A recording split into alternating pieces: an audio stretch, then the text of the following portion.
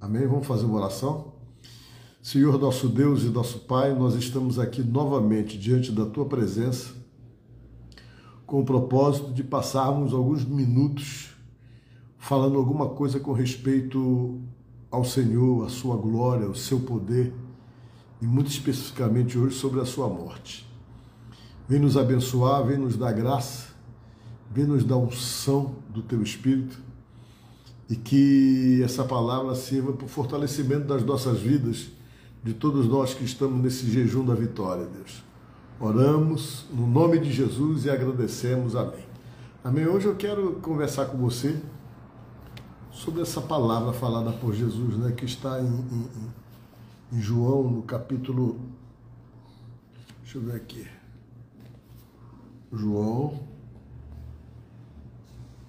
no capítulo 19, né, do versículo 30, quando Jesus disse, tudo está consumado, né? A palavra em grego que é tetelestai, depois que ele tomou o vinagre, né? Que ele pediu que estava com sede, para se cumprir tudo aquilo que falou os profetas, alguém foi lá e deu um vinagre bebido numa esponja. Interessante isso aí, até chocante também. As esponjas, geralmente os romanos usavam para se limparem quando saíam do banheiro. Sabiam disso? Eles usavam a esponja, colocavam vinagre para poder fazer o seu asseio quando eles faziam as suas necessidades, faziam o número 2. Eles usavam, essa esponja era colocada na ponta de uma haste de madeira e ali eles se limpavam, não havia papel higiênico e geralmente eles faziam isso com uma esponja molhada no vinagre. Aqui não explica que de repente o que fizeram com Jesus era uma esponja usada, mas dificilmente não seja. Aquela esponja estava ali, da hora que ele pediu água, eles deram vinagre, porque dizem que o vinagre ele tirava, né, inibia as papilas gustativas, né, para de fato ele parar temporariamente de sentir sede. E é uma coisa muito chocante isso aí, é uma coisa que mexe com o coração da gente, com a alma da gente, né, esses acontecimentos. Mas vejam bem, Jesus ele sabia que ia morrer. Ele tanto sabia que ia morrer que, com respeito a isso, ele não tinha nenhuma preocupação. Mas uma coisa ele ficou temeroso, era a dor que ele ia sentir. Ele sabia que ia sentir muita dor, realmente como sentiu. Aquele chicote tinha o metal na ponta, cada vez que dava uma batia nele, aqueles metais cortavam a carne dele. Eu acho que aquele filme feito pelo Mel Gibson expressa muito bem, mas os estudiosos dizem que aquilo ali ainda era pouco, perto do que fizeram com ele, né? E ele sabia que ia doer muito, e ele estava no corpo de homem. Ele queria que o Pai desse um jeito de poder salvar a humanidade sem precisar ele passar por aquele massacre que ele ia passar. Chegou um momento que ele pediu para o Pai. Ele pediu ao Pai, ele estava lá no Monte do Getsemane, né? E ele orou e pediu, Pai, se possível, passa de mim este cálice, mas que não seja feita a minha vontade e sim a tua. Ele falou para o Pai, para Yahvé. Deus não deu nem resposta, porque Deus entendia que ele teria que morrer para poder salvar a humanidade. Porque o processo que Deus havia escolhido era exatamente esse aí. Por que razão? Desde o começo, a morte do Cordeiro, no dia que estabeleceu o dia da Páscoa para os judeus, lá no Egito, quando o sangue do Cordeiro foi derramado, que foi colocado no umbral da porta das casas, e o anjo da morte passou por cima, aquilo ali já era um prenúncio, já estava apontando para Jesus, que seria então a morte definitiva. Aquele Cordeiro livrou o pessoal da morte ali no Egito, impediu que as famílias ficassem lutadas, as famílias judias, com a passagem do anjo da morte. Então houve um livramento por conta daquele cordeiro. E hoje você, para não ter a morte eterna, você também precisa do livramento desse cordeiro que se chama Jesus Cristo. O cordeiro de Deus que tira o pecado do mundo. É o que diz a palavra de Deus. E ele sabia que ia ser um momento muito difícil ali. Não ia ser um momento fácil. Ele sabia que ele ia ficar praticamente o dia todo acordado, porque ninguém deixou ele dormir, todo mundo ficou esperando o que ia acontecer com ele, e o povo estava muito revoltado, as pessoas foram para lá presenciarem o martírio ao qual ele foi submetido, e o que era mais chocante, é que havia uma população toda revoltada, o povo estava revoltado, as massas estavam revoltadas. Haja visto que foi as massas que pediu que ele fosse crucificado.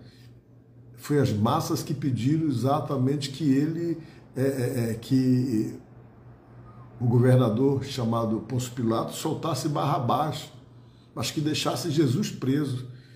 Aí você fica, mas o que foi que houve? Porque até alguns dias atrás o povo estava todo do lado de Jesus. Eles fizeram até manifestação popular quando Jesus entrou no jumento na cidade de Jerusalém.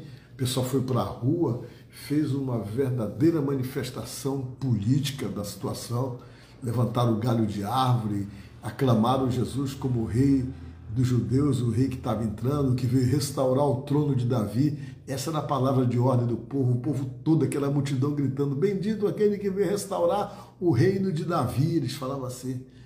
Bendito aquele que vem enviado pelo Senhor, e estava todo mundo empolgado, a multidão todinha. Só que aconteceu que essa multidão virou contra, ficou todo mundo contra. Todo mundo contrário a Jesus. Mas por que eles ficaram contra? Porque eles estavam se sentindo enganados. Na cabeça deles, Jesus ia livrá-los da opressão política causada pelo Império Romano, na liderança do imperador César. Eles imaginavam que Jesus ia destituir o Herodes, que era um rei testa de ferro, para poder assumir o poder. Vocês sabem, eu gosto sempre de falar isso aí, para poder formatar a cabeça das pessoas com respeito a essa verdade. Todo mundo estava nessa expectativa de resolver um problema político, somente isso aí. Até os discípulos tinham essa expectativa. Essa expectativa ela era tão verdadeira que a tia de Jesus chegou a pedir 2 cargos para os 2 primos de Jesus, Tiago e João. Ela chegou numa reunião e falou, Senhor, pedimos que no teu reino tu coloque um dos teus primos, um do lado direito, outro do lado esquerdo. A Bíblia diz que os outros discípulos ficaram chateados, os 10 ficaram revoltados, diz a palavra de Deus, porque ela estava já segurando os melhores cargos, achando então que Jesus ia sentar no trono. Isso aí todo mundo pensava. As pessoas, a multidão, as massas pensavam do mesmo jeito. E de repente eles estavam vendo ali Jesus preso na mão dos inimigos. Para eles aquilo ali foi demais, eles se sentiram enganados e começaram realmente a pedir a crucificação de Jesus, porque na cabeça deles Jesus ia dominar politicamente e livrá-los daquela opressão política causada pelo Império Romano, e eles tinham essa expectativa de libertador desde o tempo do Moisés. Como Deus levantou Moisés, levantou Ciro, eles pensavam que agora iam levantar Jesus para poder libertá-los, como eles foram libertos por Ciro na Babilônia e por Moisés lá no Egito. Então agora bem pensado, ele vai colocar para fora os romanos todinho. Mas não aconteceu nada disso, eles pegaram e se revoltavam, né? Porque todos eles estavam muito firmados na ideia que Jesus falava do reino dos céus. Eles imaginavam que o reino dos céus era um reino que ia se realmente impor, colocando para fora Herodes e o romano, mas não era isso. O reino dos céus era muito mais abrangente, muito mais do que os limites da Palestina. Era alguma coisa que ia tomar conta do mundo inteiro, da qual nós fazemos parte hoje. Hoje nós sabemos o que é o reino dos céus, nós fazemos parte dele.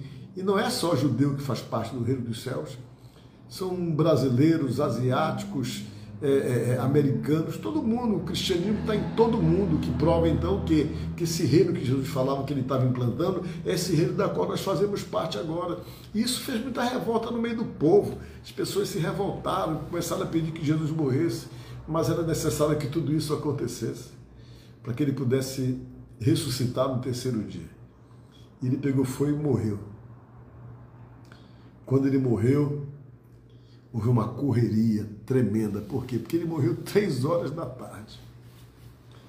Para vocês terem uma ideia, quando aparecia a primeira estrela no céu, na tarde de sexta-feira, o judeu já não podia fazer mais nada.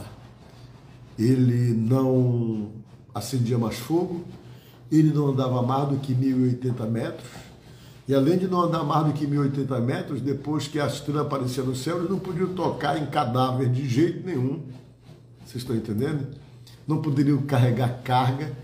Tudo era impedido quando acontecia exatamente a aparição da primeira estrela no céu, porque eles já consideravam que era sábado. A gente não podia trabalhar, não podia fazer nada. Aí o que aconteceu? Nicodemos e José de Arimateia foram lutar para conseguir ter o direito de ter o corpo de Jesus, para poder fazer uma cerimônia, ou fazer pelo menos um enterro digno. Porque naquela época as pessoas que morriam em morte de cruz, que era um tipo de execução imposta pelos romanos. Os romanos matavam as pessoas na cruz. Só morria em morte de cruz quem não era romano. Se a pessoa fosse romano, ele não morria. Se fosse executado, era executado degolado, né? Decapitado. Era assim que acontecia, porque eles entendiam que um romano não podia cair na maldição do Deus que eles acreditavam, porque a cruz, que é um T, era exatamente o que? Era o simbolismo de que a pessoa estava caindo na maldição do Tammuz, que era o Deus que eles adoravam lá em Roma, né?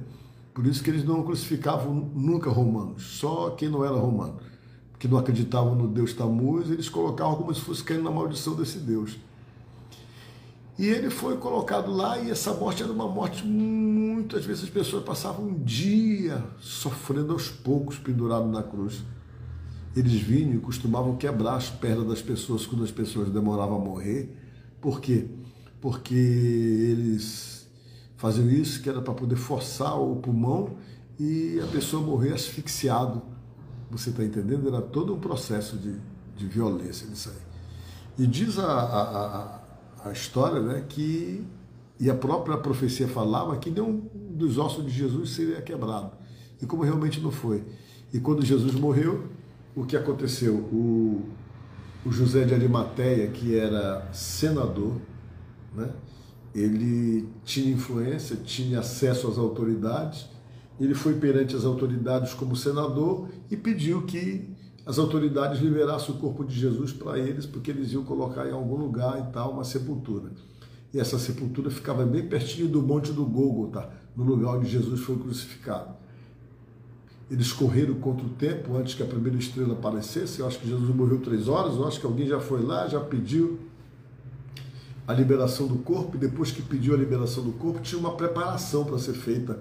A preparação é que eles colocavam um unguento, um aloés no corpo da pessoa morta, e depois eles compravam, traziam 50 metros de linho, e esses 50 metros de linho eles enrolavam no corpo inteirinho da pessoa, fazendo tipo uma mumificação. A única coisa que ficava por lá de fora eram os olhos, que eles colocavam assim um lenço, que foi aquele lenço que estava lá na sepultura quando Maria Madalena foi olhar. Vocês estão entendendo? Era um lenço que cobriu o rosto, só a parte dos olhos. O resto tudo era enfaixado, só com esse linho, que era 50 metros, a pessoa ficava toda apertadinha, enrolada da cabeça aos pés.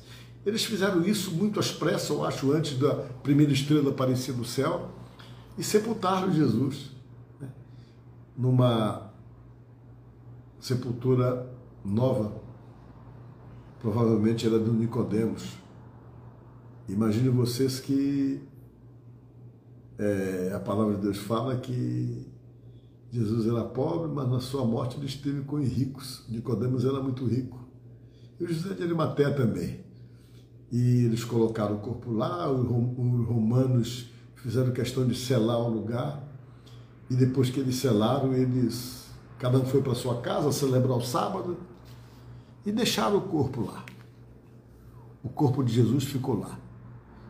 Já no sábado todinho, né? Ele morreu na sexta-feira, o sábado todo o corpo ficou lá, sepultado, né? Mas ele, nesse período em que ele ficou sepultado, a Bíblia fala uma coisa interessante. Ele tinha uma missão a cumprir. Era descer no Hades, o lugar onde estava todas as pessoas que haviam morrido e que com certeza não tinham conseguido ser salvos através da lei, porque ninguém conseguiu, né? E acredita-se, quando a Bíblia fala que ele desceu ao inferno, né? A gente sabe hoje que o inferno não está aberto, né? Esse inferno está fechado. Vai ser aberto no dia do juízo final para colocar Satanás e os seus anjos. Mas tinha outro lugar, o Hades em hebraico, o aramaico, e Sheol em grego. Uma coisa mais ou menos assim que eu não anotei aqui direitinho para falar para você, mas era o nome. Não era bem o inferno, um lugar onde fica a alma das pessoas que morrem sem Deus. Até hoje esse lugar existe. Ainda não é um inferno, mas já é um lugar de sofrimento. A gente fala isso baseado pelo que falou Jesus na parábola do rico e do Lázaro.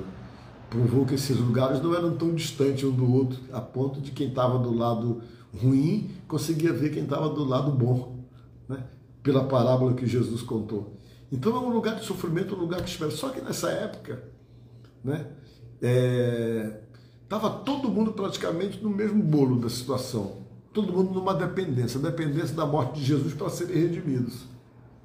E Jesus foi lá para pegar a chave do inferno e para dizer para todo mundo que estava lá que iria levar os dele, que a partir daquele momento Deus tinha pago o preço da redenção de todo mundo que estava ali e que não conseguiram realmente cumprir a lei, mas que de alguma forma eram envolvidos com Deus e acreditavam em Deus, e Jesus então foi buscar essas pessoas, né? Foi da ciência de que o plano da cruz havia se consumado, por isso que ele falou, tudo está consumado, tetelestai, né? Ele falou.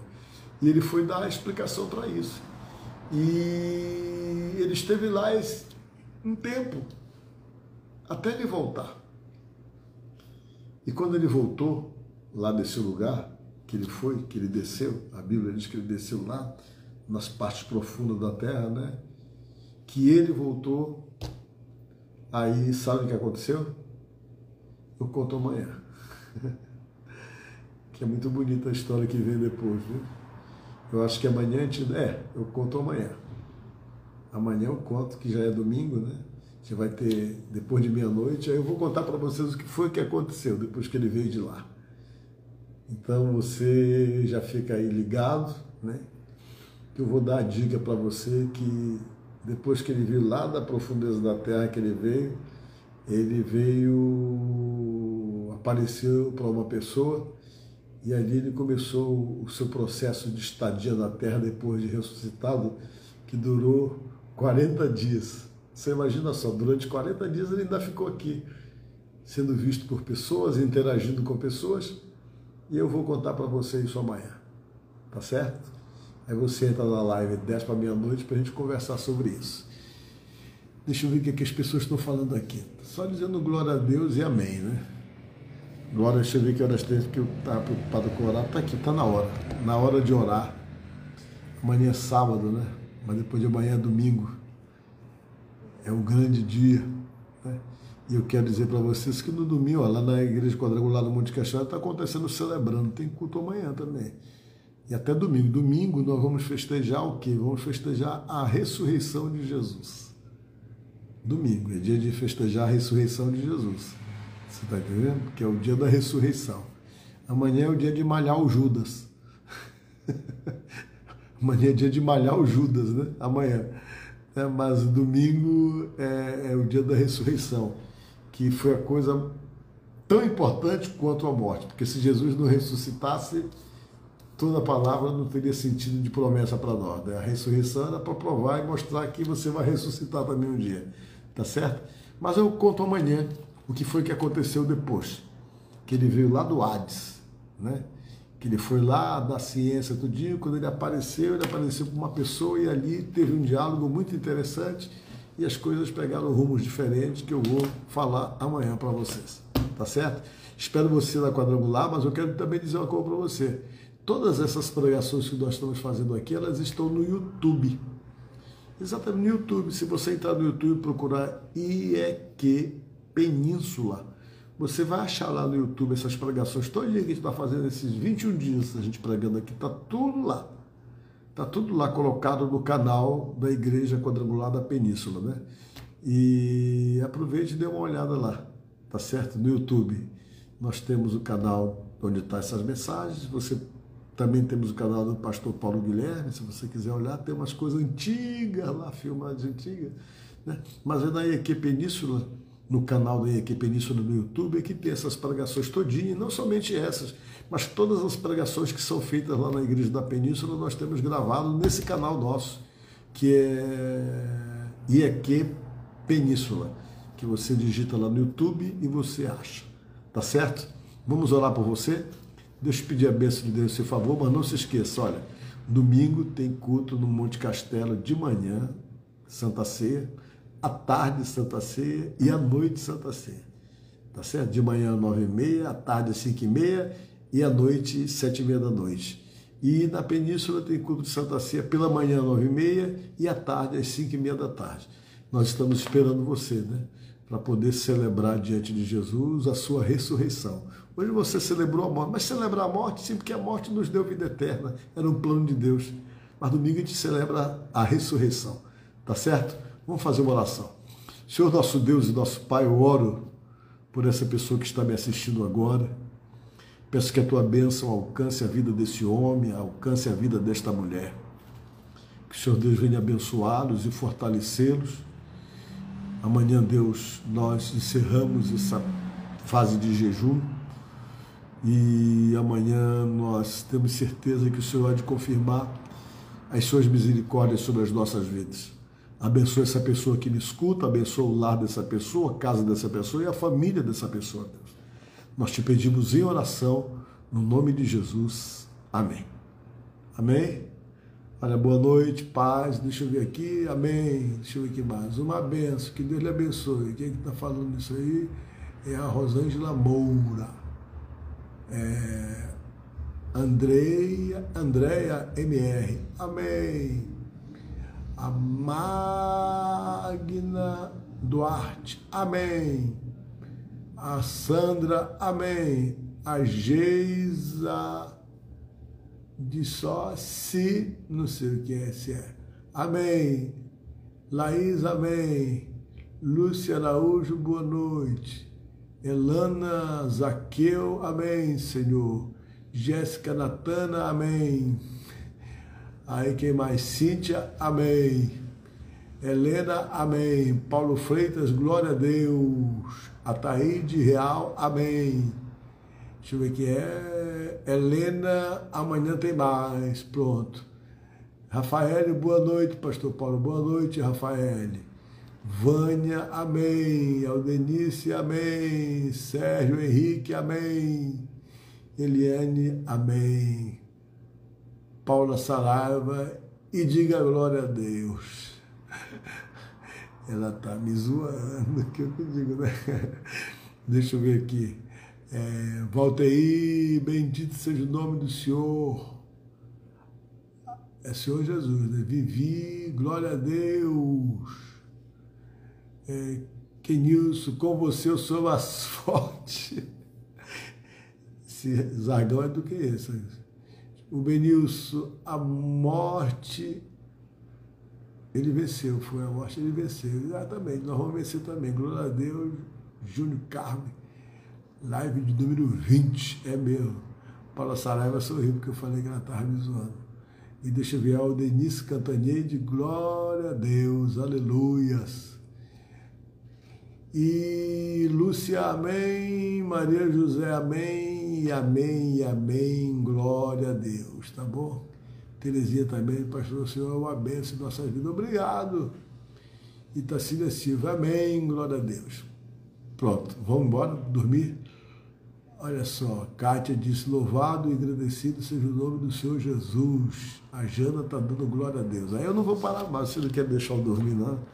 Que Deus abençoe e até amanhã, se Deus quiser, tá?